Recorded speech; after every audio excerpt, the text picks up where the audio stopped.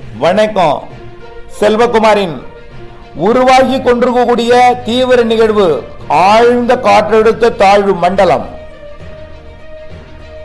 உருவாக போவது எப்பொழுது,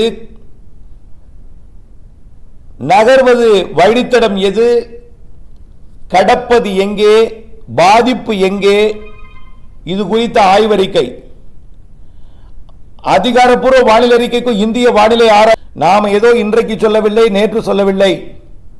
நவம்பர் மாதம் 2ஆம் தேதியே இந்த நிகழ்வு தமிழ்நாட்டுக்கு வரக்கூடியது, தமிழ்நாட்டிற்கு வெள்ள பாதிப்பை ஏற்படுத்தக்கூடியது என்று சொல்லிக் கொண்டிருக்கிறேன்.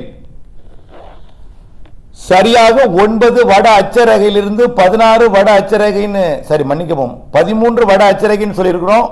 வாய் தவறி 16 வட அச்சரகை என்றால் கூட ஆந்திர பிரதேசம் வரைக்கும் இது நிறைய மழைப்பொழிவை கொடுக்க போகிறது என்றுதான் அர்த்தம், தெற்காந்திர பிரதேசம் வரைக்கும். ஆக இது இப்பொழுது எங்கே இருக்கிறது, எப்படிப்பட்ட வேலையை செய்து கொண்டிருக்கிறது என்பதை பார்ப்போம். தற்பொழுது மன்னார் வளைகுடாவின் தெற்கு பகுதியில் நிலை கொண்டிருக்கக்கூடிய இந்த காற்று சுழற்சி தாழ்வு நிலை, அதோடு இணைந்த ஒரு காற்று சுழற்சி இலங்கையோட தென்கிழக்கு பகுதியிலையும், இலங்கையை ஒட்டிய தென்கிழக்கு பகுதியில் ஒன்று, தென்மேற்கு பகுதியில் ஒன்று, அதோடு இணைஞ்சு தெற்கு பகுதியில் ஒரு இணைப்பு சுழற்சி, ரெண்டுக்கும் இடையில ஒரு பிணைப்பு நீடித்துக் கொண்டிருக்கு. இதனால நேற்றைக்கு டெல்டா மாவட்டங்கள் மற்றும் அதற்கு அருகில் இருக்கக்கூடிய கடலூர் மற்றும் அதன் சுற்றுவட்டார மாவட்டங்கள், தென் மாவட்டங்கள் எல்லாம் நிறைய மழை. இதுவரை கிடைக்கப்பட்டது 15 சென்டிமீட்டர் அதிகபட்சமாக இருக்கு. இன்னும் 4 மூக்கு ஊத்து காக்காச்சி கிடைக்கல. இன்னும் நிறைய இடங்கள் மாவட்டங்கள் மழை பொழிவு வரல. வந்த பிறகு பார்த்தீங்கன்னா 20 சென்டிமீட்டருக்கு மேலே பெய்திருக்கும் சில இடங்கள்ல. அது இப்படி இருக்கிற நிலையில இந்த காற்றழுத்த தாழ்வு நிலை கொழும்புக்கு அருகிலே அடையாளப்படுத்துவதற்காக இலங்கையோட தென்மேற்கு முனைக்கு சென்று தற்பொழுது டெல்டா மாவட்டங்கள் மற்றும் அதன் சுற்றுவட்டார மாவட்டங்கள் மற்றும் தென் மாவட்டங்களில் பெய்து கொண்டிருக்கக்கூடிய மழையை கொஞ்சம் தீவிரம் குறைக்கும். ஏன்னா கொஞ்சம் வடக்கிலிருந்து தெற்கு இலங்கை நோக்கி நெருங்கி போய் இலங்கைக்கு தென்கிழக்கு புறம் இருக்கக்கூடிய நிகழ்வும், அதாவது நிகழ்வுனா காற்று சுழற்சியும் இலங்கைக்கு தென்மேற்கு பகுதியில் இருக்கக்கூடிய காற்று சுழற்சியும் ஒன்றிணைந்து இலங்கையின் தெற்கு தென்மேற்கு பகுதியில் ஒரு காற்றழுத்த தாழ்வு மண்டலமா பகுதியாக நாளை உருவெடுக்கிறது. இன்றைக்கு இரவு, நாளை. இது இன்றைக்கு தேதி 24, நாளை 25ஆம் தேதி தாழ்வு பகுதியாக உருவெடுக்கிறது. அப்போ மழை கொஞ்சம் தீவிரம் குறைஞ்சிருக்கும். ஆனால் மழை இல்லாம பிரைட்டா வெயில் அடிக்காது. வெயில் அடித்தாலும் வெளிச்சம் வந்தாலும் மீண்டும் மழை வரும். இடைக்காலம் 2 நாள் மட்டும் கொஞ்சம் குறைஞ்சால் போல் இருக்கும், குறைந்தது போல் இருக்கும். 25, 26 குறைந்தது போல் இருக்கும். ஏதோ விலகி விட்டது போல் இருக்கும். ரொம்ப மகிழ்ச்சியா இருப்பீங்க. ஆனா அந்த நேரத்தில் நீங்க என்ன செய்யணும்னா, வடிகால் வசதிகளை கிடைக்கக்கூடிய வாய்ப்பை எச்சரிக்கை கொடுத்து வாய்ப்பையும் கொடுக்குது. எச்சரிக்கை கொடுத்து வாய்ப்பையும் கொடுக்கிறது.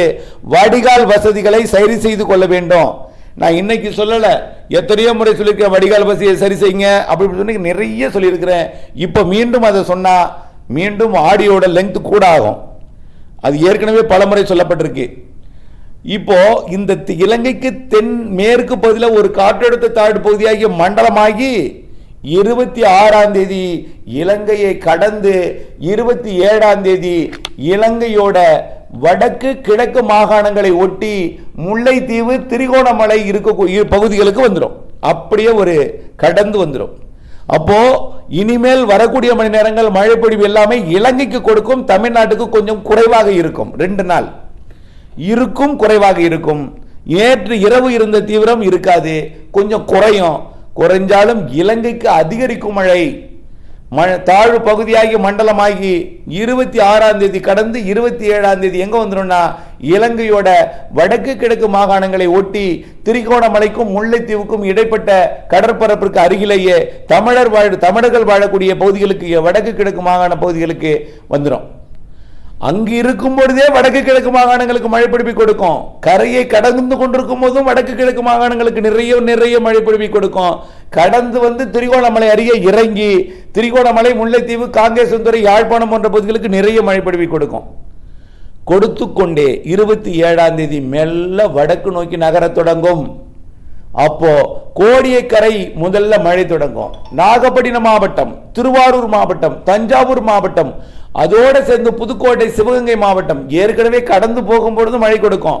கடந்து போகும்பொழுது ஏன் அது தீவிரம் குறைவா இருக்குன்னா தரையில் இருக்கும் பொழுது நீராவி கிடைக்காது, கொஞ்சம் பிக்கப் இருக்காது, மிஷின் வேகமா ஓடாது, சுற்றவிட்ட பம்பரம் மட்டும் சுழன்று கொண்டு வெளியே வரும். அப்ப சுற்றவிட்ட பம்பரம் சுழன்று கொண்டு கடலை இறங்கும் போது மீண்டும் பிக்கப் ஆகும்.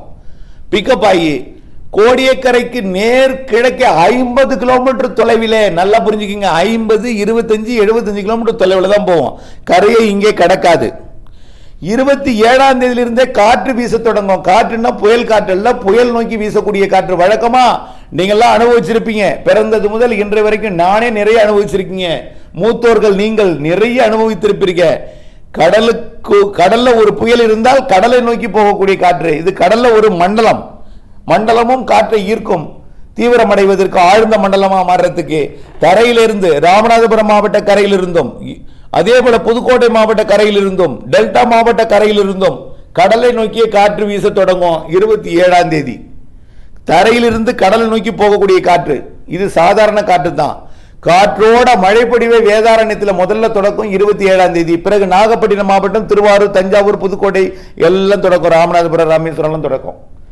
அப்படியே 28ஆம் தேதி ஒட்டுமொத்த டெல்டாவிலே 27ஆம் தேதி மதியத்திலிருந்து தொடங்கக்கூடிய மழை தொடர் மழைப்பொழிவாக உள்ளேயும் பொடியும். எந்த அளவுக்கு அதால விசிற முடியுமோ வீசும் உள்ள வரைக்கும். அது எவ்வளவு தூரம் வேணாலும் போகலாம், உடுமலைப்பேட்டைக்கும் போகலாம், கோயம்புத்தூருக்கும் போகலாம், அதே போல நீலகிரிக்கும் போகும், அதே போல கிருஷ்ணகிரிக்கும் போகும். ஆனால் கிருஷ்ணகிரியில் அளவில் குறைவாக இருக்கும், அதிகபட்ச மழைப்பொழிவு கடலோரம் இருக்கும். புரியுதுங்களா? இதுவரைக்கும் மழை இல்லையே என்ற ஏக்கத்தில் இருப்பீங்க. அங்க கிருஷ்ணகிரி எல்லாம் இருக்கு, ஏற்கனவே உங்களுக்கு பெய்யக்கூடிய காலத்தில் பெய்திருக்கிறது. இப்பொழுது புயல் காலம்னா கடலோர